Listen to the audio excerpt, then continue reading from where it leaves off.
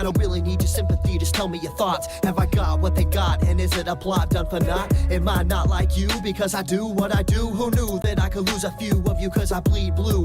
But it's true, I know, cause I see it every day as I work and I sleep the day away. Like you I have pain, and like you I have fear. Can I pay all of the bills and still make it through the year? Will I make it home alive? Should I pray to the sky every day and every night? Will I hold you by my side? But in the public eye, I don't even have a heart. A robot of the system moving only when I'm told to start. Rip apart my art, I'm strong like a flower blooming. You got it all wrong, I know. Like you breathe, I breathe, and like you see, I see. And like you need, I need, and like you bleed, I bleed. Don't treat me like an object, I'm tested and proven. Mind, heart, and soul, I'll always be a human. Like you breathe, I breathe, and like you see, I see. And like you need, I need, and like you bleed, I bleed. Don't treat me like an object, I'm tested and proven. Mind, heart, and soul, I'll always be a human. Call me a vet like a soldier, Green Beret, 21 gun salute, don't wanna see today. In a constant war zone, in the home of the brave, where they hate the police until they saving the day. I got kids like you, a mortgage like you, so blue lives matter, and so does yours too. All this separation and divide, open your eyes. If you cut us all open, we the same inside. The only difference is I run to the gunfight. Your peace when it's chaos, when the people don't act right. But I'm under scrutiny for trying to protect me. You pull a pistol and I'm shooting for trying to contest me. I got a quick second to make a deadly decision. The media portray me like a kid for a living, like I'm cold with no heart, a brain with no thoughts, a body with no feeling, a life with no cause. Like you breathe, I breathe, and like you see, I see. And like you need, I need, and like you bleed, I bleed. Don't treat me like an object, I'm tested and proven. Mind, heart, and soul, I'll always be a human. Like you breathe, I breathe, and like you see, I see. And like you need, I need, and like you bleed, I bleed. Don't treat me like an object, I'm tested and proven. Mind, heart, and soul, I'll always be a human. I'm damned if I do, and damned if I don't. It's like every single time I say what's on my mind, they go for my throat, they spew evil words. A few are absurd, always grinding, grinning, and killing my soul with these verbs. Hold me down, like I can't gasp for air. I'm closed inside of a box, like I'm inside Fort Knox. Every time that I'm there, I don't know why they think that I'm different from you. All that's true is I'm a like you breathe, I breathe, and like you see, I see. And like you need, I need, and like you bleed, I bleed. Don't treat me like an object, I'm tested and proven. Mind, heart, and soul, I'll always be a human. Like you breathe, I breathe, and like you see, I see. And like you need, I need, and like you bleed, I bleed. Don't treat me like an object, I'm tested and proven. Mind, heart, and soul, I'll always be a human. Like you breathe, I breathe, and like you see, I see. And like you need, I need, and like you bleed, I bleed. Don't treat me like an object, I'm tested and proven. Mind, heart, and soul, I'll always be a human. Like you breathe, I breathe, and like you see, I see. And like you need, I need, and like you bleed, I bleed. Don't treat me like an object, I'm tested and proven. Mind, heart, and soul, I'll always be a human.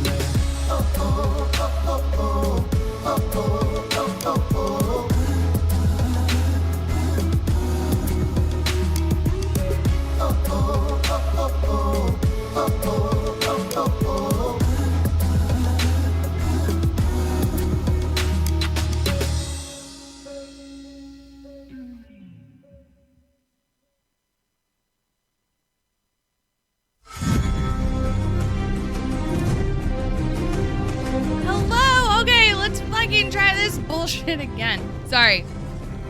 Fuck technology and fucking shit and fuck. Bad word. Yeah. Okay, I feel so much better now. I do. I feel so much better. Welcome back. Right? Hi, everybody. I'm so sorry about that. Again, fucking technology, and apparently some shit was just fucking up.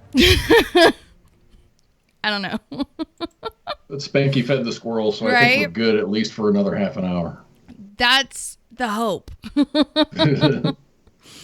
Oh my goodness. All right, so where were we? Oh yeah, we were at Bergdahl. So we were talking about how he is expected to plead guilty at his pseudo trial thing later this month. So, yeah, that's what we were talking about. So, is he going to have to? Okay, when he was captured by the enemy, I say that in air quotes. Right? Oh my God! You couldn't get. So they were like in my face. He received his back pay. Yes. And he was promoted to E5, correct? Yes. Okay, so while, and this is just like the lawyer side of my brain going, well, if he was misbehaving in front of the enemy during that time, is he going to have to, being found guilty, he's going to be reduced in rank and dishonorably discharged, and he's going to serve some prison time. Is he going to have to give that money back? Well, the thought is, considering that the one charge, the desertion charge, carries with it a 5-year sentence. Like, that's the max that you can get for desertion is 5 years. They're thinking that he's going to... Some people are under the persuasion, I guess, that he is going to not have to serve any jail time and count the years of his capture as time served. Now, as far as paying back everything, like all of his back pay, I would assume so, especially if he were to be demoted and then like dishonorably discharged. But that's only, excuse me, that's only one of the charges. The other charge is misbehavior in front of the enemy, and yes, all those other things, which carries a maximum 20-year. No, misbehavior in front of the enemy is life. Oh, it's life? Yes. Oof. Mm-hmm. So yeah, that's... So I wonder, does he have a military lawyer, or does he have his own counsel? He has a military. Oh my gosh, what a terrible position to be in. I know, right? That would suck. But I mean, fucking, that's his job though, right? Especially a defense person. Especially when you know they're fucking guilty. Like, you're like, I have to try to make it seem as though you're fucking innocent, and this is gonna be hard. Yeah, my ex-brother-in-law was a JAG lawyer, and he did defense. He was assigned to be on the defense team. Right. And he was defending people that were being accused of rape and other bad things. And he had to find a way to either he made up his mind. He goes, he's not in that business to get them off. Mm-hmm. He's in that business to make sure that his rights are protected. And that's the mindset that he had to put himself in. Oh. Because that's what a lawyer's for, is to make sure that you are, you're not being, to make sure that all of your rights are not infringed. And as long as he does that, he does his job. He doesn't have to get anybody off. He's a federal prosecutor now, so he's off of that side of the fence. Interesting. But so yeah, I'm honestly October 23rd. What day is that gonna be? What day is that? Can you... 23rd is a Monday. Oh, it's gonna be such a good show. I'm jealous. God, he gets Ice all the big news. That's what I was just gonna say. Like, God damn it, he gets all the big stories. Bullshit.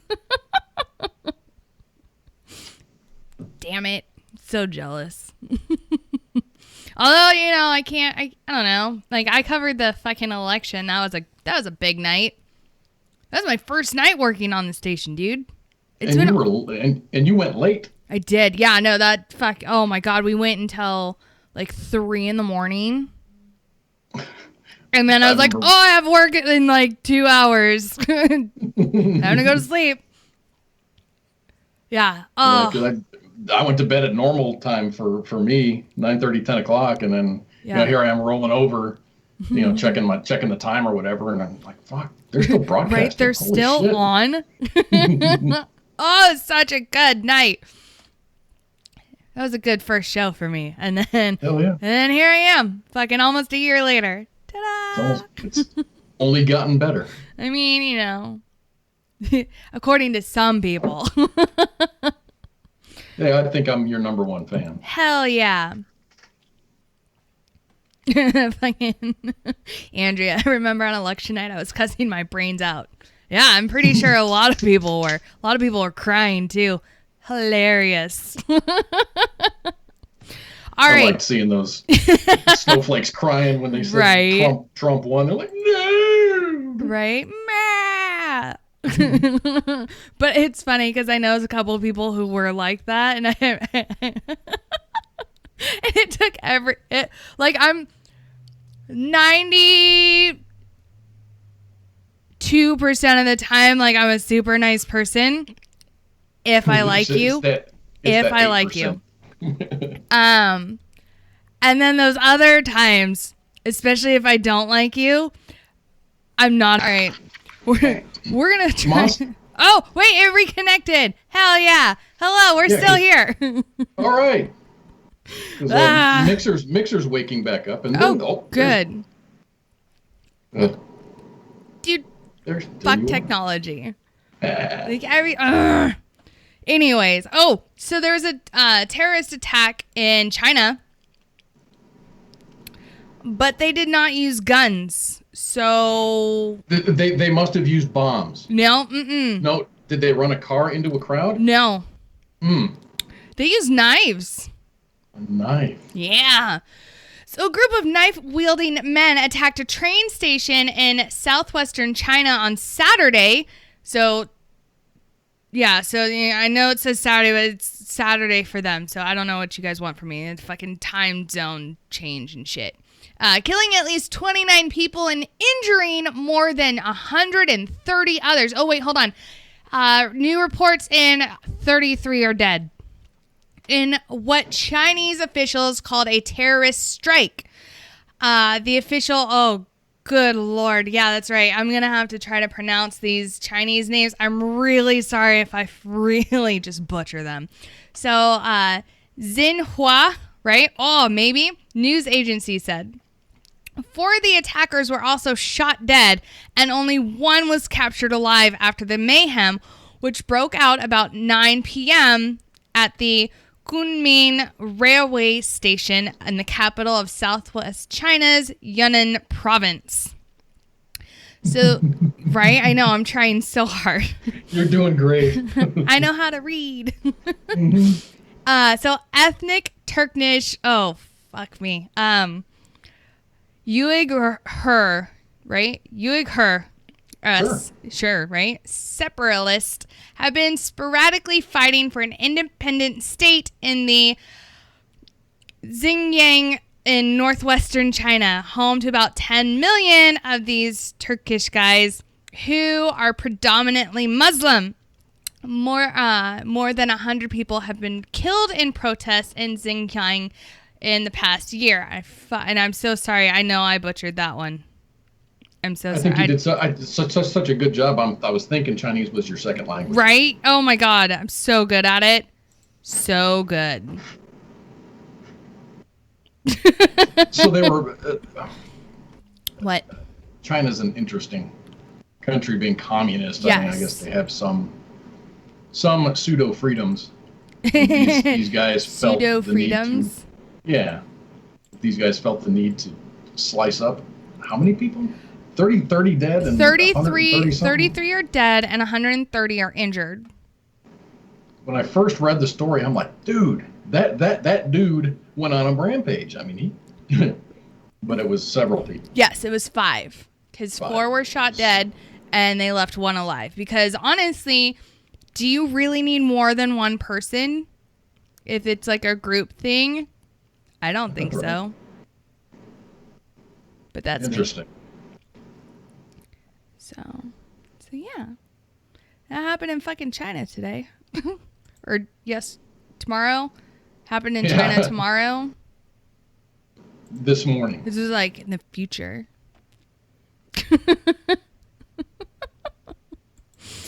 Oh my goodness. So have you heard of this thing called stealthing? Stealthing. That's the having sex and then taking the condom off. Yes, without the chick's knowledge, right? Yes, I've heard of it. I think we talked about it before. Yeah.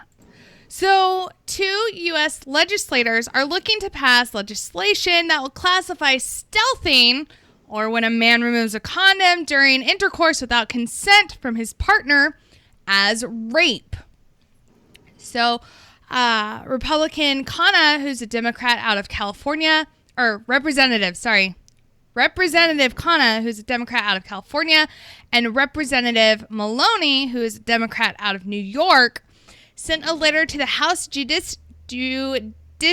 Committee, there we go, on Wednesday requesting a hearing be held so its members could discuss and understand, quote, the practice of non-consensual condom removal, popularly known as stealthing, and the legal options that victims of stealthing could take. So they say non-consensual condom removal done without the other partner's knowledge is an emerging section of policy and legislation on sexual assault and rape, the letter reads. The implications of the practice of non-consensual condom removal are far-reaching with respect to the ongoing national conversation on the definition of consensual sex. So Andrea Brodsky, a recent Yale law student graduate, coined the term in a paper that was published in the April issue of the Columbia Journal of Gender and Law, in which she argued that stealthing should be treated as a form of sexual assault. According to Brodsky, the origin of the term comes from an online community that encourages men to spread one's seed stealthily to their sexual partners. In their letter, Kana and Maloney wrote that victims of stealthing can suffer from unplanned pregnancies, STDs, and mental and emotional trauma. Non-consensual condom removal during sexual intercourse is a disgraceful practice, they say, that is incredibly dangerous for victims. We believe this issue calls for swift action to solicit testimony from experts in the field and begin considering policy-making options. So doesn't that go both ways though? That's where I'm at. Like, that's what I'm thinking. If we're going to make laws to prosecute men who remove their condoms, should we not also prosecute women who lie about being on birth control? Bing, bing, bing. The double standards and the hypocrisy is so evident in this, in that they're focusing solely on the fact that it's the men doing it to the women and not women doing it to men, because it goes both ways. And I know many bitches out there who have fucking tricked men by saying, oh yeah, no, don't worry, I'm on birth control, don't worry. And so they convince their partner not to wear a condom. Fucking 6 weeks later, they're like, I'm pregnant. And it's like, that's like entrapment. Like, what are you doing? And at that point, it doesn't matter what it is. Right? You know, and like these hookers are fucking doing that to fucking, like I said, to fucking trap these guys. And it's fucking sad that everyone is so focused, or not everyone, but I should say the left is so focused on male versus female. And, you know, instead of, I don't know, being true feminists and being like, hey, let's look at this fucking equally, because let's remember that's what feminism is. It's equality, and it's not, oh, poor me, I'm a fucking poor woman and men are all fucking monsters. That's not what it is. In the Facebook live chat, we have a guest, Michael Drapala, says he's adding that to one of his sharp briefs. Are you fucking kidding me? Oh, what's up, Drapala? I knows him. Oh, well, there you go. I do. I'm glad I said his name right. Yeah. So that's ridiculous that I'm reading some of his comments. Sounds like a bad old school ninja movie. Shut up. Oh, with the murders in China? Yeah, it's like, oh god. But yeah, so this fucking article, you know, let's just focus on the men, right? And not the females who are being shady bitches, because fuck them, right? I don't know. And where does equal rights begin, and when does it end? And you can't just pick and choose which rights that you want to be equal with. Well, I mean, obviously I'm a woman, so therefore, yes, I can It's sarcasm. It's dripping in sarcasm. Like, that's not what I believe at all. And then if this has to go to the Supreme Court, I mean, you're going to have to account for all 47 genders in any combinations. No, we're at 72 now. Get it right. You bigot. 1 times 2 to the 72nd power is the amount of combinations you can have. Right? But okay, so that brings up another thing that I have an issue with. I fall under the B part in like the LGBT. B stands for bisexual, which implies that there's only 2. Like B-U-Y? No, like B-I. Like B-I. Yeah. Gotcha. Like bicycle? Oh, I just thought maybe you'd have to go out and like, if you wanted some, you'd always have to go pay for it. Oh. Oh my God, Cause. What? You're so bad. But no, like there's only 2. There's only 2. Anyways, I'm gonna fucking get into a fight with someone eventually one of these days over the number of genders that there allegedly is. Because I'm gonna bust out fucking facts and statistics, and then I'm gonna get hit in the head with like a fucking pipe. So that's how it's gonna go down. A blunt object. That's what's gonna happen. True story. But so did you? Okay, I know you've got kids. Did you ever read Dr. Seuss to them? Absolutely. Did you ever assume that it was, I don't know, racist in any way? No, actually, quite the opposite. Oh. Because everybody in the Dr. Seuss books, and me and my ex-wife have talked about this. It's like everybody's apparently naked. I mean, no one wears clothes really, and every character in a Dr. Seuss book is genderless. Yeah. So no, I was never struck by any racial undertones. Oh, okay. Well, because allegedly Dr. Seuss is now racist. And hello, Mud Puppy. Hello, love. Ah, you're back. Wow, that was an event and a half. Well, we'll talk about it in a little bit. Right now we're on Dr. Seuss and how he's allegedly racist. Now, though. Just now, and not like at any other point in history since he's been, a thing. So whose claim is this? So Massachusetts, fuck it would be Massachusetts. Fuck you guys.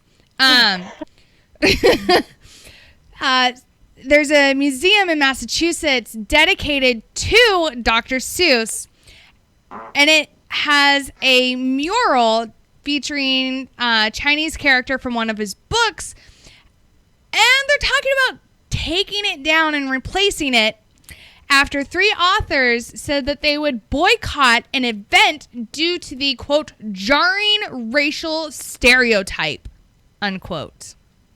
I do not like green eggs and ham. I do not like them, Sam. I am. 1 fish, 2 fish, red fish, blue fish. Do not like them in a box. I do not like them with a box. Right? So the mural features illustrations from the author's first children's book, and to think that I saw it on Mulberry Street.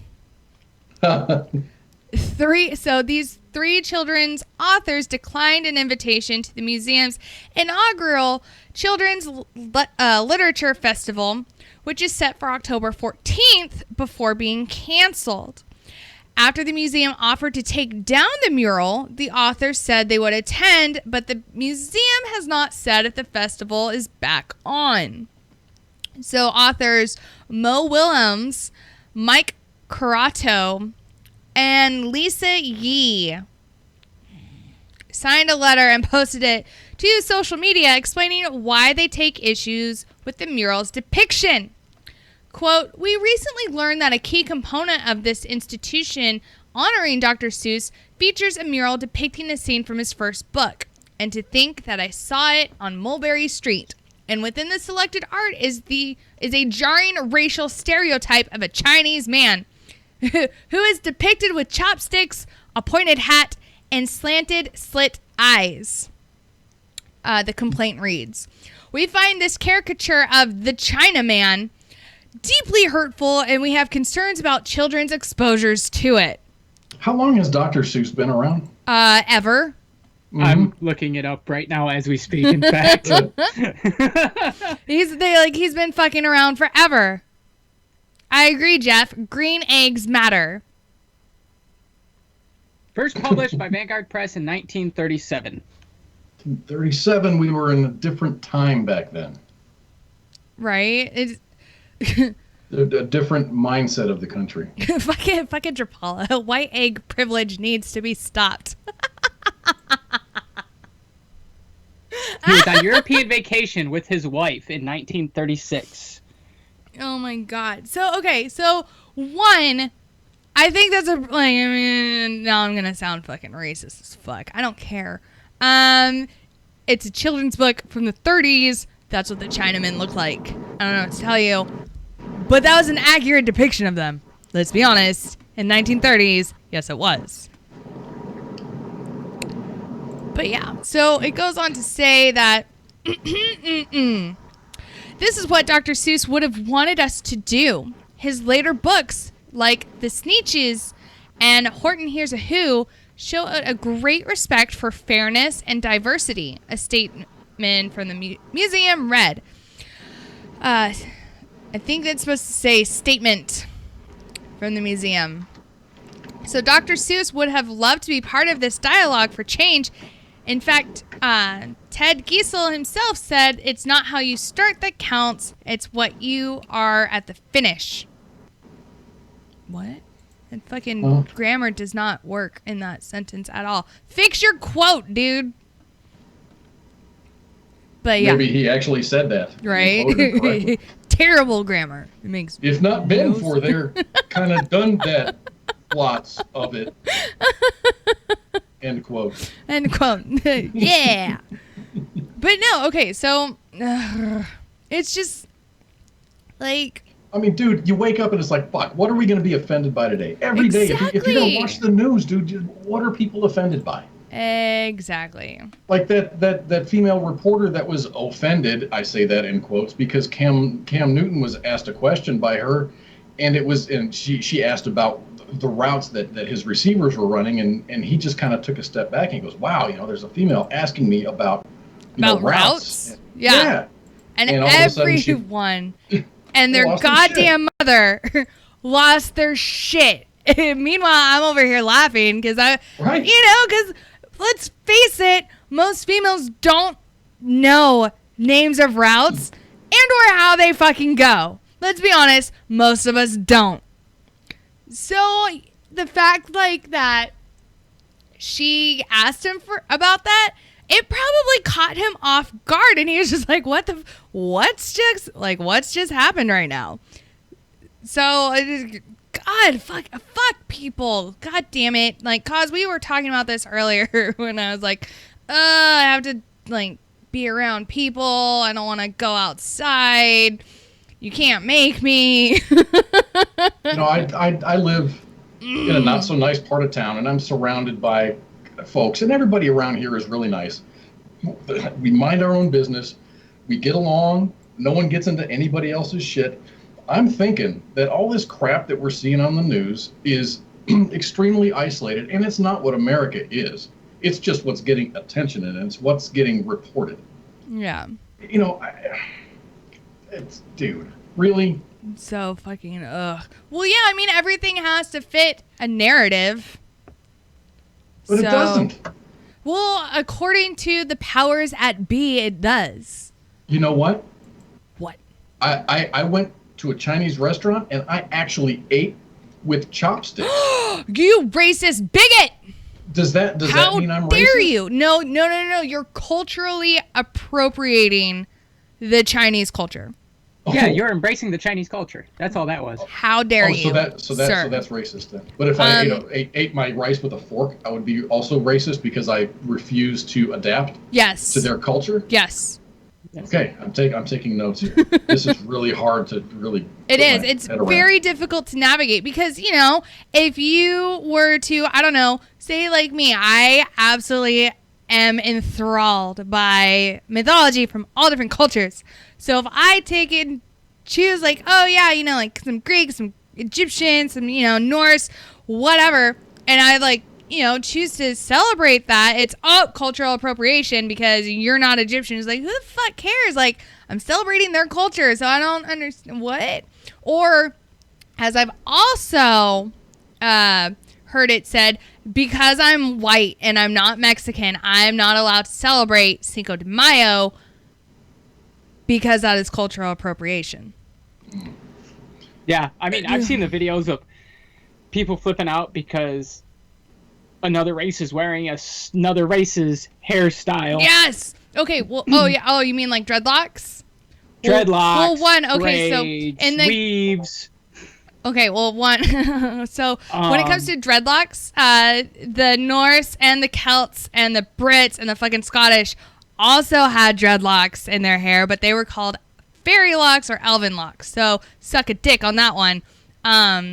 Two, like, everyone's hair is going to get fucking matted. They didn't have brushes back then. What the fuck? Of course they're going to look like dreadlocks. Come on. Two, my sister had to wear weave for her wedding.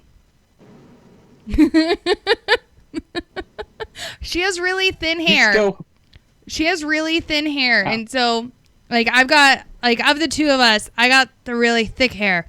And she got thin hair, and she doesn't have a lot of it. Well, I mean, she does, but, you know, it's thin. So in order to like do anything with it when she got married, like she had weave put in. she would laugh so hard. She'd like, you know, do the scratch and like the pat and everything, and she'd sleep with a do-rag. She's like, I gotta keep it nice. And I'm like, you're white. What are you doing? I don't know. Like fucking, who gives a shit? Like why is it that it's okay for any other color of skin? I'm not even going to say race because let's face it, like we're all the human race, right? So there is no such thing as race.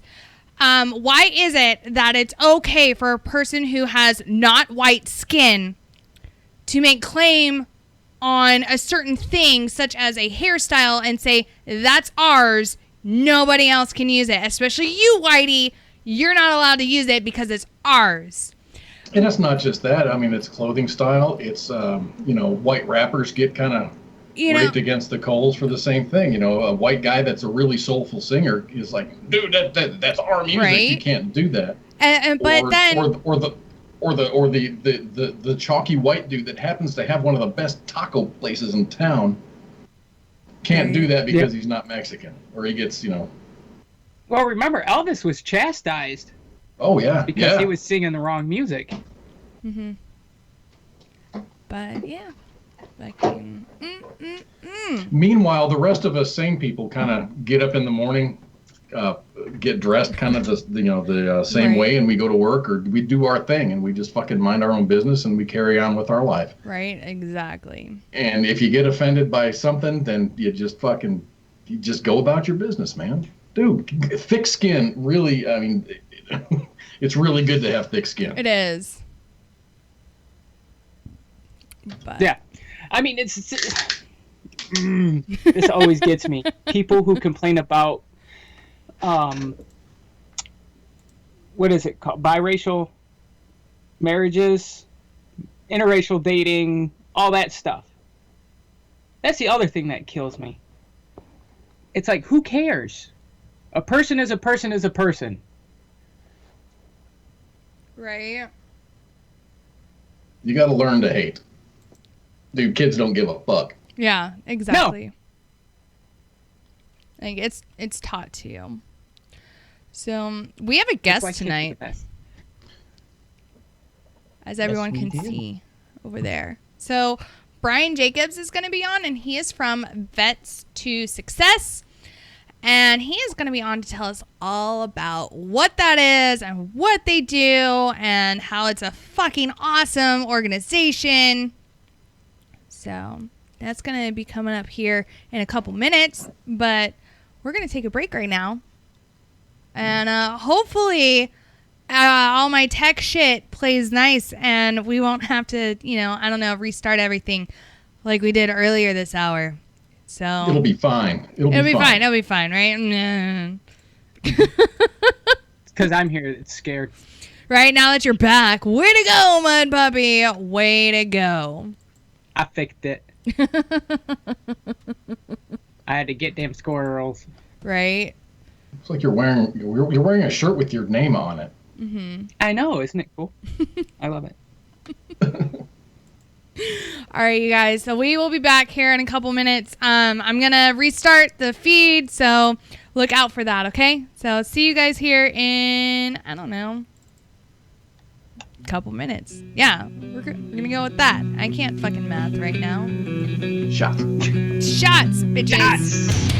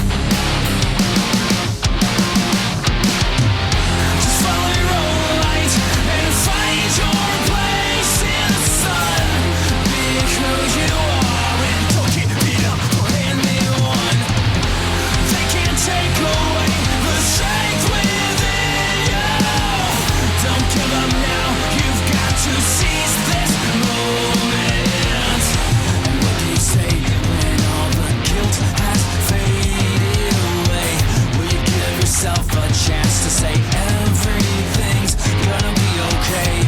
Can you see that there's not a thing that you can change? Forget the shame, stop taking the blame, and leave who you are behind. Who you are behind.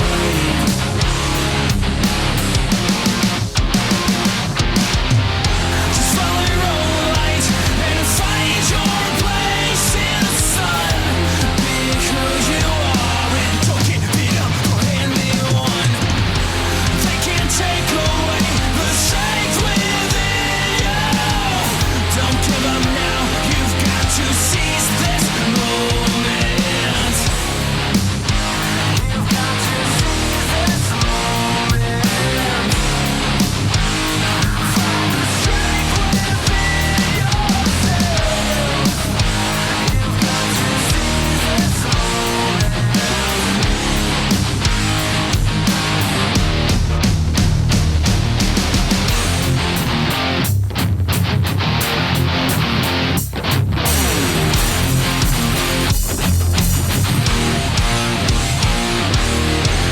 Just follow your own light and find your place in the sun, because that's how this game called life can be won. You've got all you need, it's right in front of you. The time is now and this is your moment. Just follow your own light and find your place in the sun. Be who you are, don't get beat up or anyone. They can't take away the strength within you. The time is now and this is your moment.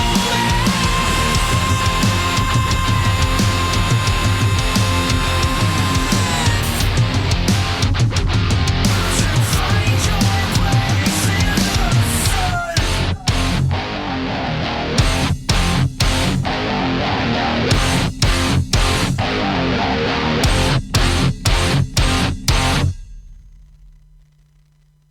WTF Nation Radio. WTF Nation Radio.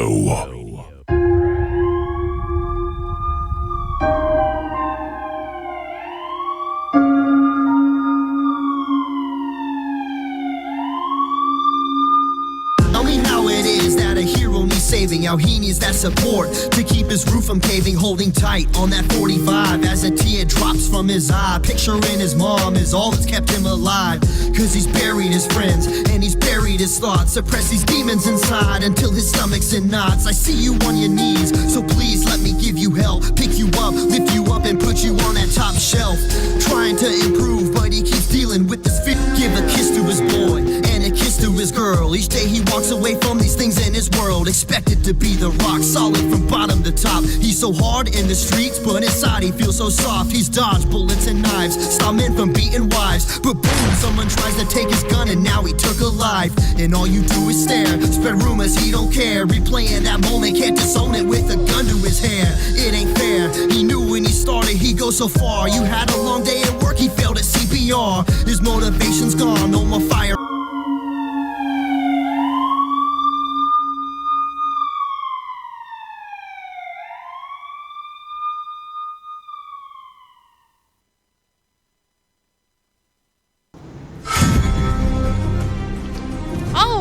Everybody, we are back, and as you can see, I am joined by the one and only Brian Jacobs. Hello, Brian.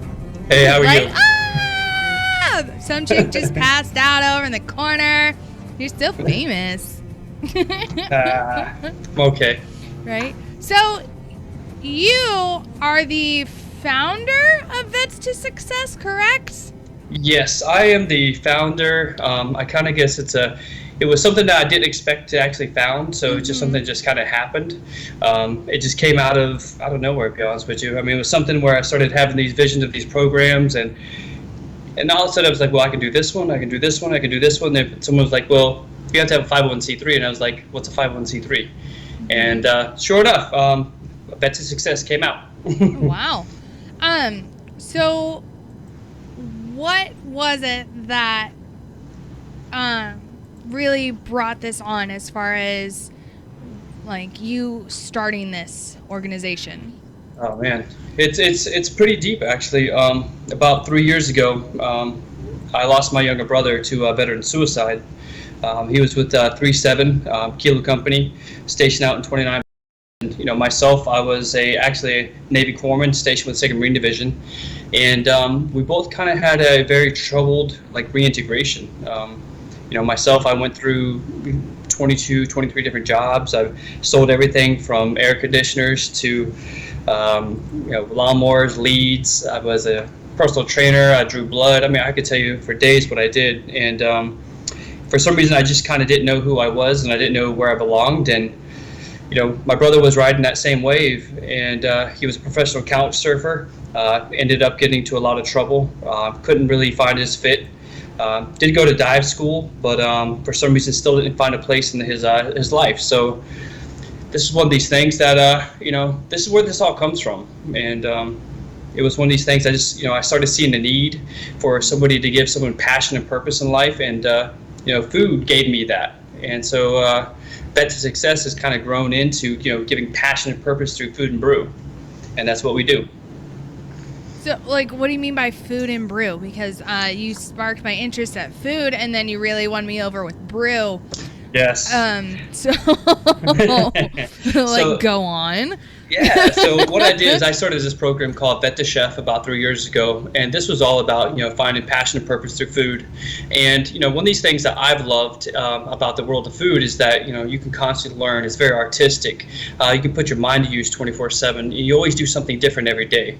Some of the chores are the same, but you're cooking different meals. It's different, chaos in the kitchen. And I was like, wow, for some reason I feel comfortable here. I feel comfortable in chaos. And there was just this thing of knowing that there was a team behind me that made this happen. And so, Bet to Chef was kind of born as there's two different services. There's a service industry, and there's a service that we, joined the military. And I was like, we're shaped the same way. We're brigaded the same way. We hope to have good people that are leading us. And we wish the same thing in the military a lot of times, too. Doesn't always happen. But, it's one of these things that, we are aligned in so many ways. The brew idea has come out as something that, I decided that, what better way to kind of also give back is to create a something that we can all come together on. And something I used to love, sitting around a bonfire and having a couple of beers with my buddies and, breaking some bread, and we just have a good time. And so all these things that veterans enjoy, I'm giving them an opportunity to find passion and purpose back into. Mm-hmm. And so what we're doing with Bet to Brew, we're going to be brewing 2 beers. One's called Brotherhood, one's called Valor. And we're sponsoring veterans to go through the Bet to Brew program. And this program is 12 weeks long. Same idea as Bet to Chef. You come in for your P days, your boot camp, and then you go through this whole miraculous focus of how to speak like a brewer, how to talk like a brewer, how to walk, how to wear a uniform, all these things that we also do in the culinary world. But then we also teach you kind of like this, what I call your recipe of life. And what's unique about that is a lot of veterans, when we get out of service, we forget what to do because no one's telling us what to do. And so we kind of fulfill this objective by helping them find a kind of a personal liaison within themselves to give themselves orders. And so writing down goals, putting goals in place and make sure they follow through. Because most of the veterans in this world, they're willing to help everybody, but they don't help themselves. And so this is that whole idea of giving them personal goals, personal objectives to achieve. And, so far it's been amazing. Mm-hmm. Oh. So oh, sorry. Go, Mud Puppy. Go. So with the brew part, are you teamed up with other brewmasters or? Yeah, so what we're doing, it's pretty unique because I don't believe in reinventing the wheel. I just believe in using the one that's out there and making it roll faster. And so I've actually teamed up with a school, USF St. Pete's. They actually have a brewing program. The program itself is actually online. I actually did a beer science class myself, which was part of school. I got credits for it. It's pretty badass. And so I did beer science, and then I was thinking about I loved it and how it goes with food and how food and brew, we keep going all day. But then I was like, okay, cool, but I don't have the time to write a brewing program. I'm not a brewmaster. So I went and found a school that has accredited master brewing certification. Teamed up with 2 breweries here locally that are both owned by veterans. and we're hitting the ground running. That's how we're making it happen. Ooh, that sounds fun. Right? So, I know the Budweiser Brewmeister experience was fun. I could only imagine 12 weeks of it. Right? Yeah, well, it's cool though. So here's some background on me. So I was actually the private chef for the Anheuser-Busch family. What? For Augustus and Virginia Bush, and also Stephen Bush, which is kind of a unique thing. So I got a firsthand insight in like how distribution works and the thought process behind beer and what goes into a clean glass. And so I've got a lot of background. I've just never went and pursued it myself. Dude. You got the background, but didn't realize it until it kind of jumped in front of you. It's like, wait a minute, I could do this. Yeah, this is simple. I get to drink beer all day. I mean, I'm not going to lie to you. I used to have to taste all 13 breweries. And let me tell you, you try to drink and then cook for like the President of the United States who's coming to dinner. It doesn't work out too well. Wait, whoa. You've cooked for El Presidente? Yes, I did. George W. multiple times. The W! He's like one of my favorites. Yeah, he's awesome. He was actually so cool. I mean, I cooked for him and then about 27 Secret Service, but I didn't know they were coming to dinner. I guess that's why they call them secret. But, so they showed up and I was like, oh, got to put on something. But no, he walked through the crowd of people that were there to meet him and walked right up to me and, he said, thank you for your service. I know who you are, I know what you did, know where you were, and you're a hero. And so it was probably like one of the highlights of my career. This guy walks through all these billionaires and here's this lonesome cook sitting here at the stove and I was drunk, mind you, because I had to taste the breweries that afternoon, and I'm just like, holy hell, this is really happening. Am I drunk? Or is this am I drunk? Someone made me drunker. This is not cool. Right. So like what how do I phrase this? So how do you go about like meeting the needs and helping out all these different veterans? Because each veteran has a different backstory.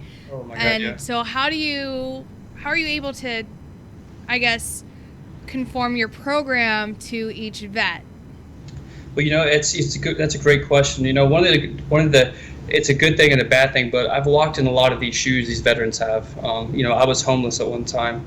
I lived in a Honda Accord. I went through 23 different jobs. I didn't know who I was. I didn't find a fit.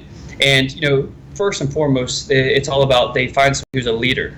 They see somebody who they can relate to. They see somebody they can trust. And they see somebody who's done it themselves.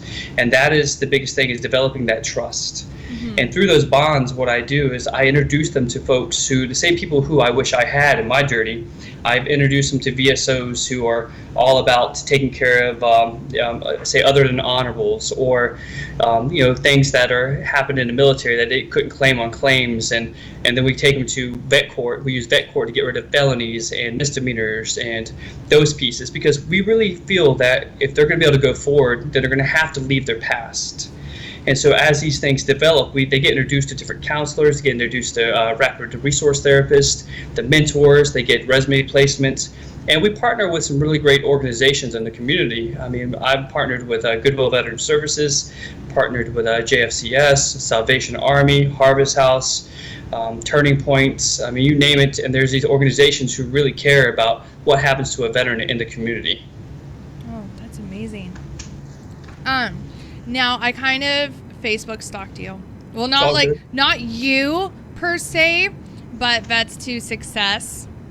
My hacking skills and my stalking skills are not that good to where I can, stalk you.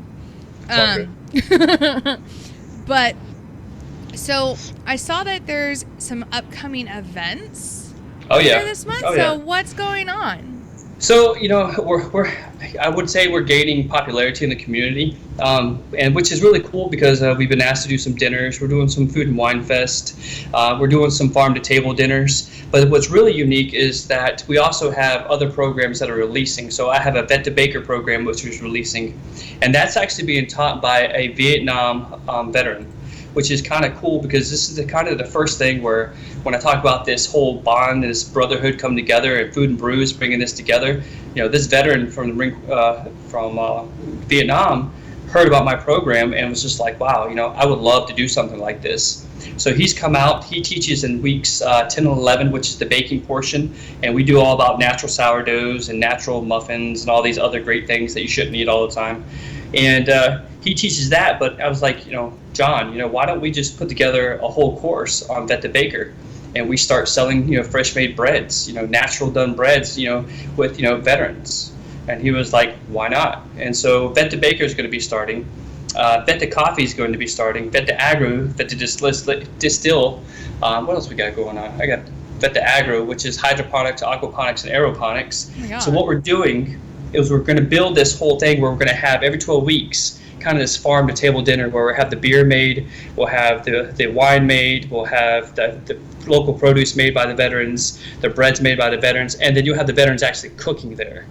But what it does, it puts you back in line with the mission. All your brothers coming together for the same mission.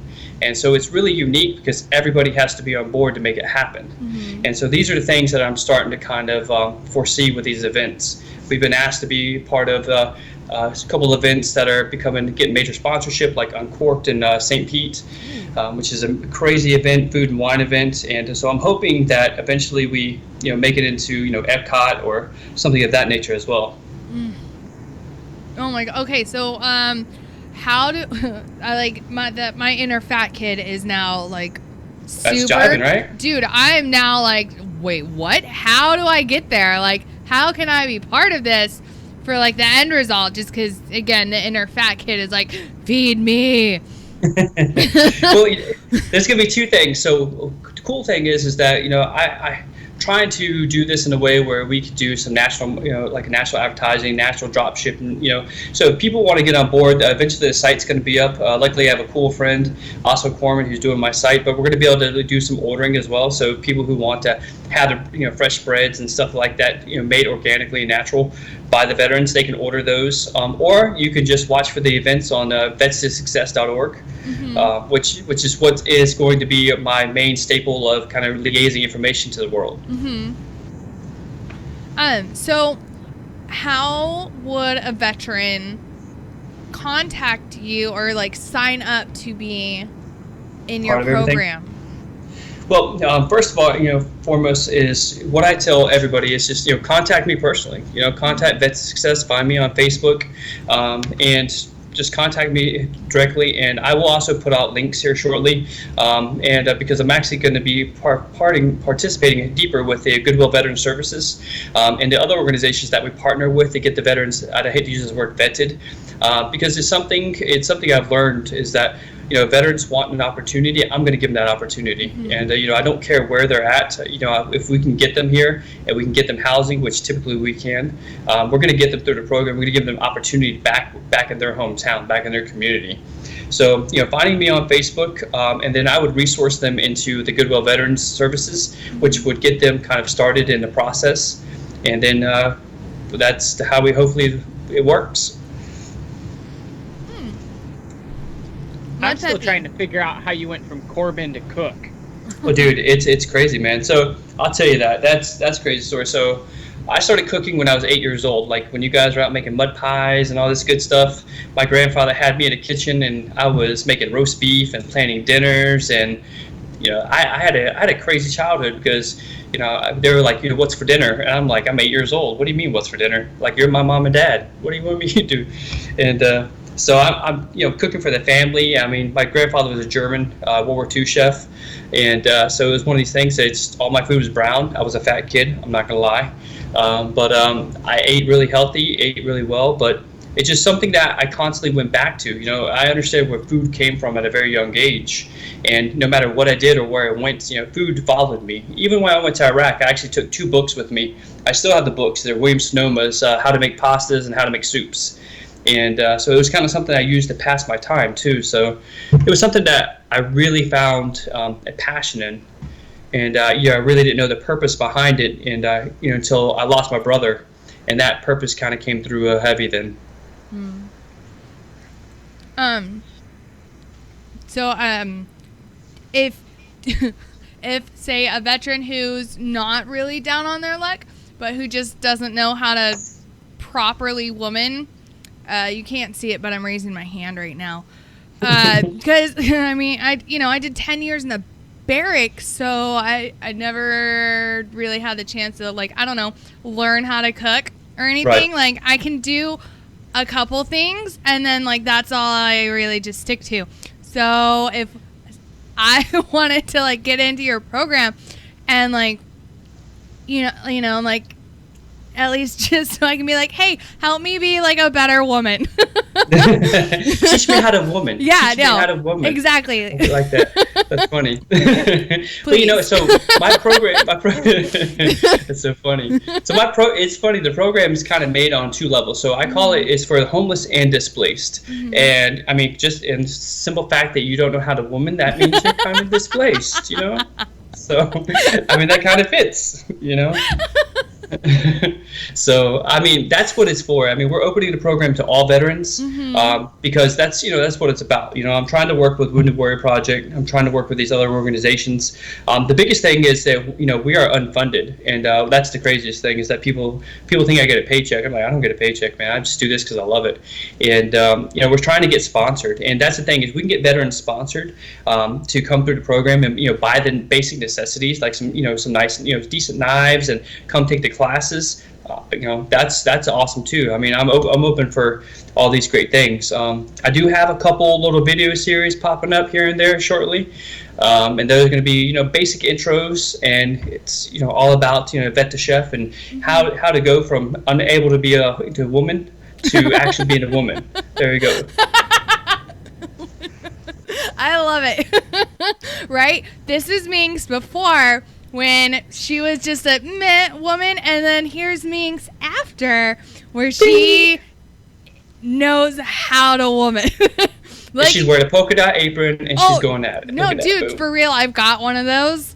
Oh my goodness! So, is it pink? It's pink and white dots in it. No, it's right, cool. It's red and black, and so it's like red, like up here on the chest area. It's like red, right, and then the skirt part is black with like a white overlay and then black polka dots.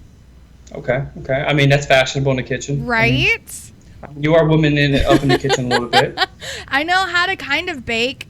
I'm really bad though because I eat all the batter before I really bake it. There you go. Just fake it till you make it. That's where that falls into place.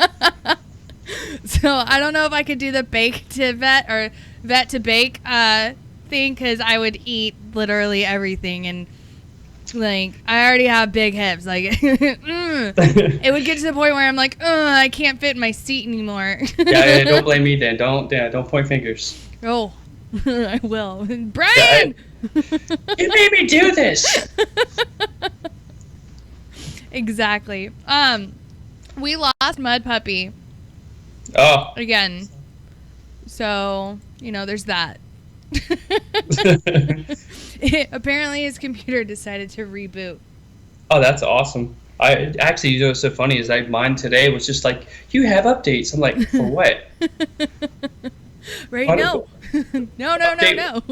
And then it goes, pick a time. I'm like, no. And it was like, abort. What? I picked a time for you. Right. Ding. But yeah. Yeah, so I'm trying to, because you've answered all my questions. Dude, like, honestly, like, this sounds like such an awesome program. I would really want to be a part of it. Appreciate that. I mean, there is a bigger vision here, and I'm not going to lie to you. I mean, it's going to drift into doing, like, our own shellfish, doing our own livestock eventually, I hope. We're actually right now kind of in a weird talks trying to get our own, I guess you can say ranch. Where we could actually take veterans who are in kind of phase 3 of reintegration of their life and put them, in a place where we can, I don't want to say seclude them, but put them around people who want to see each other better. And because I've noticed that, we all, sometimes when we go back home where we're from, it's not necessarily the best idea. And believe it or not, I have a lot of local guys. And I was actually shocked because, where I'm at in Sarasota is like really well to do. Mm-hmm. And it's, it's shocking to see the things that happen here when you're like, wow, this is not even, Miami or, Orlando. This is little Sarasota. And it's shocking. And so it's, But at the same time, though, we have over 880 homeless veterans in our area, and then we have probably about 90,000 veterans in the 2 counties that I live in. So we're vet heavy. Well, that's terrible. Like I hate homeless veterans. Like I don't hate them. You know, Right, obviously. you hate that fact of it. I get it. Yes. I get it. That's what Don't I mean. worry. Like the whole fact of like veteran homelessness. Yeah, it's sucks. crazy. I mean, you know, and the thing it is that what's so crazy about it is that, I mean, we all see homeless people, but, you know, you never would classify a veteran into that category because you're like, there's no way. This guy, you know, these people, you know, put uniforms on every day. They went to chow, they lived, they PT, they showed up. I mean, that's the jump start into life. And, you know, we just fall through the cracks, you know? And, but I hope, you know, as things progress, you know, I'm building this concept, actually. It's called HQ. Mm-hmm. And what HQ is, it's all about a place where you can find brotherhood, camaraderie. And in this, you know, we're going to have it's kind of like a very, I want to call it a natural gastropub. So we're going to have, you know, an actual brewery inside. We're going to have the Pentagon. We'll have a gangway going in. It's going to be all military mentioned and affiliated. So we'll have a chow hall, we have a PX, a Hall of Heroes, S shops, you know, a rec deck, and we'll have all these things where, you know, veterans can come and find and share these names, and all our, you know, beers are going to be brewed with kind of military jargon. So we'll have like the monthly FNG, you know. So and so every service will have their FNG because that's just the way it is. Yeah, you know, we'll exactly. Fucking new guy. Exactly. So you have like the fucking new guy IPA, the oh my god, you know, all these cool things, and so I'm hoping to turn this into a place where we can bridge those gaps in the civilian population, where civilians can come learn about veterans, but veterans can also find some help and programs that exist in their community and find new friends and kind of find a home. Because I mean, I get along with any veteran I meet. I mean, I met 2 dudes today. One was a cook and one was a corpsman like I was. And it was just so funny because we were just like, boom, that's just the way it is. You know, we could just chit chat, no problem. Mm-hmm. I meet somebody from the same service, same branch area. It's like, oh, where were you? Oh, I was there. Okay, yeah. Oh, yeah. And all of a sudden you're like, yeah. And so you just start speaking and, you know, grunt. Open a box of crayons and go to town. Oh, Mud Puppy, exactly. You're back. He's back with the crayon joke. Bam, he gets it. Right? Not only that, but then, you know, you're helping, you know, like you said, homeless and displaced veterans, and helping women veterans, female, better. Right. You're teaching us how to female. But hey, you know, this is this time of world where you have to be open-minded, so maybe males need to male better. I don't know. You know, I'm just doing what I do. But no, I'm honestly, I am thinking about signing up for one of your classes so I know how to woman better. That's cool. Just because I'm going to leave that one alone. No, it's true. We were talking about it while you were gone. Like, I need to fucking woman better because it's fucking a decade of living in the barracks. I didn't learn how to fucking do shit. So you can cook mean cheese with an iron. What, Mud Puppy? I said you can cook a mean grilled cheese with an iron. No, I didn't even learn how to do that. Fuck that. Oh, that's a pretty awesome trick, though. It is. Speaking of cooking, if you got stranded someplace, what is the one knife that you would take with you? I mean, be honest with you, I've cooked with my K-bar before. I mean, I've gone to town with my K-bar. So I pulled out my fighting knife and, you know, made fresh pasta, cut fresh pasta with my K-bar. So I mean, I can do it. So it's, you know, adapt and overcome, improvise and adapt. I'm all about it. So without your K-bar. Yeah, just a K-bar. But if I had any knife, I would probably take a Santoku. Which is it's a Japanese knife, and it's kind of a multi-purpose knife, and it's got a weird name to it because it's just the way it's shaped. It's not like a chef's knife. It's like in between a chef's knife and it's like a Japanese chef's knife. Yeah, it's really weird. Yeah, it's a real weird. But when I was in France, and they use nothing but chef's knives and classical knives, and I'm pulling out this Santoku. And it's made of titanium, and they're like, "What is that? What is that knife you have?" I'm like, "It's a Santoku." They're like, "What is a Santoku?" I'm like, "It's Japanese." Well, this is France. I'm like, "Oh, my bad." So, question: would you yourself ever appear on, I don't know, Chopped? Yeah, well, I would do it for the right reasons. It's funny is I never got into what I'm doing for like any kind of like purposeful recognition, but I would do it for veterans and do it for like to put this out there that we have so many other skill sets, and we have the ability to learn faster than our civilian counterparts, and like to show forth that we can take it and run with it and make it happen. And yeah, so I would do game shows. I was supposed to be on season 13 of Food Network Star. Yeah, so I made it to the second round, and then they're like, okay, you might beat everybody really fast. And I'm like, well, I'm a chef. Isn't that the point of the game? Right? No, because if you eliminate everybody and they just don't want to try anymore, and it's like there's no show now, you got to have. I watched the last show and I was just like, this would have been my competition. This is not good. I would have ate all of you.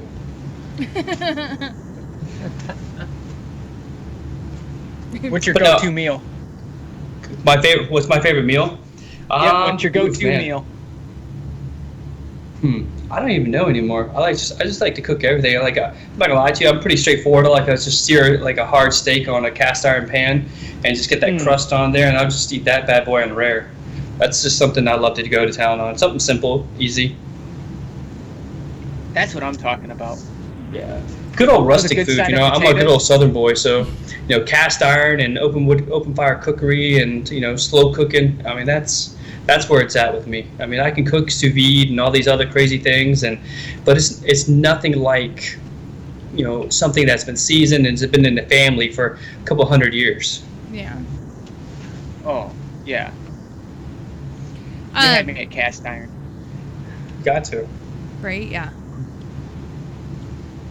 Friggin'. Dude, I thoroughly enjoy your organization. This is absolutely amazing. So, one more time, because we did gather a larger audience, where can we find you and how can we get in touch with you? So you can find me on Facebook and Instagram right now, and LinkedIn. Well, LinkedIn, I'm Brian Jacobs. We have a vets2success.org LinkedIn. Haven't really been active on it just because I've got quite a few LinkedIn followers, and so it's trying to get that word out there, then I'll spread that word. But it's vets, VETS, the number 2, success.org. That's on Facebook and on Instagram. And all the veterans are on there, and all of them, have, we're talking about I have one from each service in this class. I even have a Coastie. I have a Coast Guard and a Coast Guard. I mean, I got 1 Marine, 2 or 3 Army dudes, 2 Navy, and then 1 Air Force. And I typically only have 1 Air Force per class, but this is my first Coastie, so I'm pretty happy about this. Because you can't really find them anywhere. So, yeah, but we're located in Sarasota, Florida. We're affiliated with USFSM, which is University of South Florida, Sarasota Manatee. They give me this innovation lab to play with, and so I'm in there. I'm cooking. So that's where you see a lot of live feed come from. You can go to my page, which I'm just Brian Jacobs. You can find me. I got myself and my brother on my picture there, and I typically do a news feed from there. I do a feed from the Instagram. Just kind of posting some updates. We're going to be releasing some bios, which is kind of the first time we're going to do this. We're going to actually put the stories out there of who these veterans are, because these could have been people you served with. I mean, most of these guys, I think I got 2 guys in this class, both were in Iraq the same time I was, and which is, and we're battle brothers, and that's the craziest thing to imagine, is that these guys at one time were on your flank while you're going in to do things that you couldn't imagine doing. Now here we are together again. Different mission. Yeah. So. Richard Tejas from Facebook Live wants to know, will you guys be in Arlington National Cemetery come November, meeting up with the group Walk of Life? Actually, we have a couple of members who do that from here in this local area. It would be awesome to have an invite. I have just received Veteran of the Year for Minnesota or Manatee you're County. Like famous. Not yet, but I'm getting there, and working on it to make something happen. But so I would like to, and if this is something that can be arranged, I mean, please reach out to me, because even if I can't have myself there, I would love to have a couple of my veterans get sponsored there to be a part of this, because this is what it's about. It's about that bigger picture and bringing all veterans together. So that's what makes this program successful, is that other veterans are coming into the picture and making it happen too. So other organizations, please reach out to me. Find us on Facebook and on Instagram and on LinkedIn, and let's make something happen. Dude, fuck yeah. Well, I don't have anything else for you. Mud Puppy, do you have any more questions? No, not really. You answered all mine. I can't wait. Yeah. I'm just excited about the brewery program. I might hit you up on that. Right? Oh my God. Yeah, definitely. It's going to be pretty cool and unique, because what we're going to do is we're actually going to take and do some really chef-forward beers. And so there's going to be some really cool taste that are going to be put into these. And I can't release what beers we're doing, because I was told that, they're going to, people are going to start trying to outdo you already. I'm like, for what? It's a nonprofit, we're actually selling beers from a nonprofit. I mean, we're making money to be a sustainable nonprofit. And so we could put more guys through schools and give them more opportunity. And so that's kind of a cool thing. But I will say that what we're going to do, this is going to be a unique thing, is that we've been working with a local distributor. He happens to be a Budweiser distributor. And he seems to, I think he's going to be pretty on board on the program. We haven't released it to him yet, because he's a pretty powerful dude, and he might love it too much, if you know what I mean. And and then I'll be like, "That's my program." No, okay, you can have it. All right. So we're gonna be hopefully working all together, and the whole idea is, veterans helping veterans, and he's a Marine Corps colonel himself. And so, like I said, I've just been very blessed. And then I have the Bush family in my back pocket. I'm not going to lie to you. They're right there just in case. Like, hey, need some help. Remember me? Hey. That chef guy? Yeah, Then I might just email the president, like, yo, Prez, got some props. Well, that's awesome. Brian, thank you so much for coming on the show and talking to us about Vets to Success and all that you guys do to help out veterans. Well, no, my pleasure. I mean, thank you all for the time for just even having me on. I mean, it's an honor. I mean, what you guys are doing is pretty awesome, because it's especially right now. There's so much negativity and so much hurt in the media, and so it's good that we're reaching out and finding really good things that that we're doing. I mean, that's awesome to hear. A couple feel good stories makes my life better all the time. Yeah. Well. You guys, we are going to take a short break, and then we'll be back. So, again, Brian, thank you so much for coming on tonight. So, thank y'all. All right, we shall be back here soon, you guys. Okay, bye. Shots.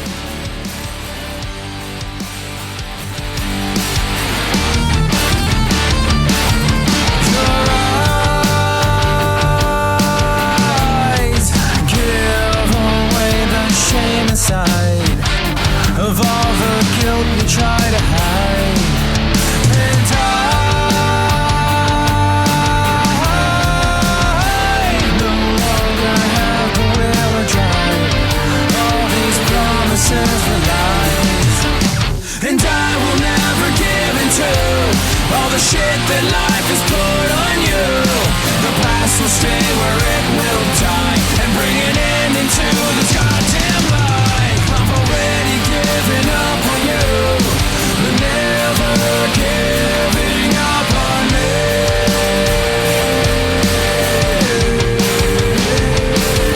The flies eat away at every day that's lost and left to rot away. And you're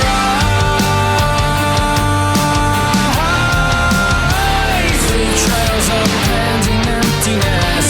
Your feelings for me will digress, and I will never give into all the shit that life has put on you. The past will stay where it will die, and bring an end into this goddamn life. I've already given up on you, but never giving up on me.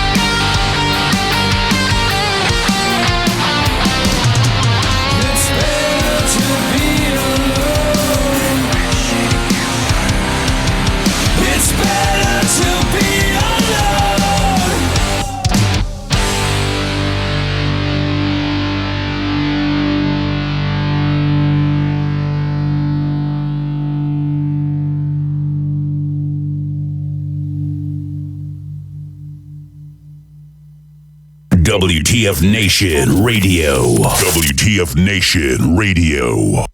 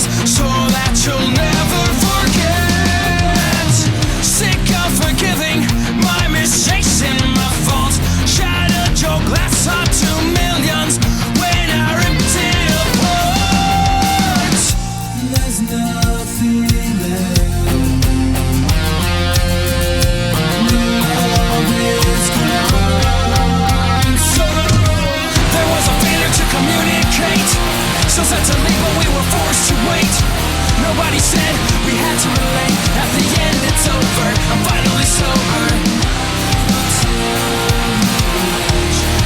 I'm finally sober.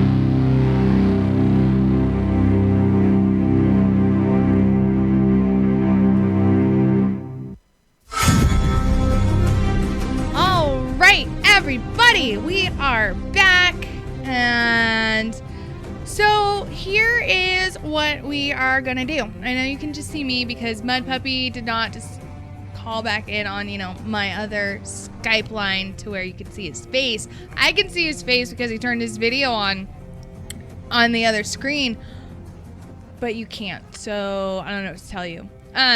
So what we are, or I should say what I'm going to do, since, I'm the one pushing buttons, is something we haven't done in a long time. And I think we're going to play games tonight because we haven't done that in a while. So fuck it. Why not, right? We'll do it live. So I like games. Okay, Yay. Honestly though, dude, our fucking guest. Awesome. Right? Awesome. He's gonna teach me how to I woman. want to go down to St. Pete. Right. I do though. I'm I do. a fairly decent cook. I can hold my own in a commercial kitchen. They can't. But I want to learn that level. No, you cooked for W. I right? God, jealous. But no, so I just, I need to learn how to, I don't know, cook. Besides, literally, I think I know somewhere between 5 to 10 like recipes, and but I need to step up my woman game here because I need to. Can you cook non-instant rice? Non-instant rice? Yes. Yes. Like in the stove? Yes. Yes. On the stove? Yes. Mm-hmm. Well, see? That's better than what most people can do. I mean, you just put rice in a pot and add some water and then turn it on and then let it boil and absorb all the rice. Like, it's... I don't know. Absorb all the water, not the rice? Yes. the other way around. How often does your rice burn? I've never burnt my rice. Oh, see? You're good to go. See, most people leave it on too long, so then they, it gets like rice mush. And it's nasty. No, I read directions. See, that's not no. Oh, you mean like from memory? Yes. Oh no. No. You get the Mr. Ben's box, don't you? No. Or Uncle Ben's. No. But all right. So, yeah, so we're going to go do games now. So, I'm going to do a quick music break, and then you'll see us over on Mixer. So, everyone, if you want to play the games, which are super fun, and again, we haven't done this in a long ass time, go on over to our Mixer chat, which is mixer.com/WTF Nation Radio, and that's how you're going to be able to play our games. So we will see you over there, everyone over on Facebook. So yeah, see you there. Thanks for joining us on the show tonight. All right, bye. See ya.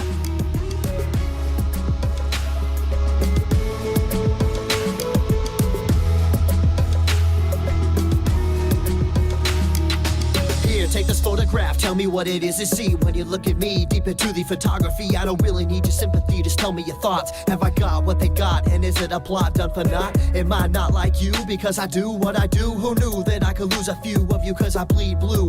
But it's true, I know cause I see it every day as I work and I sleep the day away. Like you I have pain, and like you I have fear. Can I pay all of the bills and still make it my side? But in the public eye, I don't even have a heart. A robot of the system moving only when I'm told to start. Rip apart my art, I'm strong like a flower blooming. You got it all wrong, I know I'm breathe, I breathe. And like you see, I see. And like you need, I need. And like you bleed, I bleed.